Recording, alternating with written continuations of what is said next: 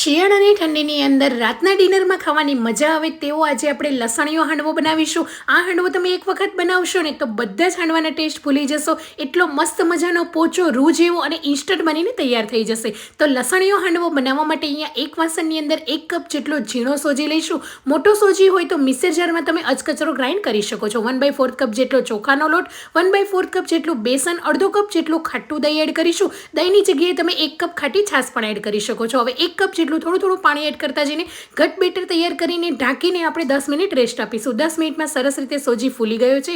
સ્વાદ પ્રમાણે મીઠું, 3 ચમચી આદુ મરચાંની પેસ્ટ, 1 બાઉલ ભરીને લીલી સમારેલી મેથી એડ કરી દઈશું. તમે પાલક પણ એડ કરી શકો. 2 ચમચી તેલની અંદર સૂકા મરચાંના કટકા અને આ રીતે અડધો કપ જેટલું લીલું લસણને સરસ રીતે સાતળી લઈશું. લસણ સતળાઈ જાય એટલે ઉપર સ્પ્રેડ કરી લઈશું. લીલા ધાણા એડ કરીને મિક્સ કરી લઈશું. હાંડવાનું બેટર તૈયાર છે.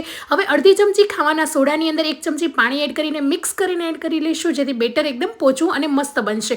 હવે તેલની અંદર આપણે રાઈ, થોડા એવા મીઠા લીમડાના પાન, લીલું લસણ, તલ અને સૂકા મરચાંના કટકા એડ કરી લઈશું. 2 ડોયા જેટલું બેટરને સ્પ્રેડ કરીને ઉપરથી લીલું લસણ અને તલને સ્પ્રિંકલ કરી લઈશું. બંને સાઈડ સરસ રીતે ક્રિસ્પી થઈ જાય ત્યાં સુધી રહેવા દઈશું. હાંડવો સરસ રીતે ક્રિસ્પી થઈ ગયો છે તો એના મીડિયમ સાઇઝના પીસીસ તૈયાર કરી લઈશું. અને આ હાંડવાને બાળકોને તમે લંચ બોક્સમાં પણ આપી શકશો. એટલો પોચો અને હેલ્ધી પણ બન્યો છે. અને હાંડવાની સાથે સર્વ કરેલી જે મેં ટામેટાની ચટણી છે ને એની રેસીપી જોઈતી હોય તો કમેન્ટ કરવાનું ભૂલતા નહીં.